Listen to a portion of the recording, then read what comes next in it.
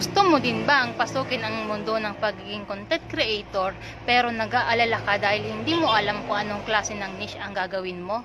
Panoorin mo ang video ito dahil sigurado ako makakakuha ka ng idea na maaaring makatulong sa iyong pagdedesisyon. Dahil sa video ito ay ituturo ko sa inyo ang top 5 trending niche o klase ng content ng mga creator.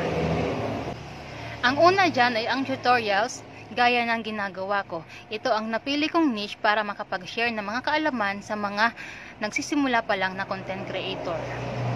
Ang pangalawa dyan ay ang comedy at entertainment na talaga namang patok na patok para sa ating mga Pinoy dahil ito ang nagsisilbing stress reliever para sa atin.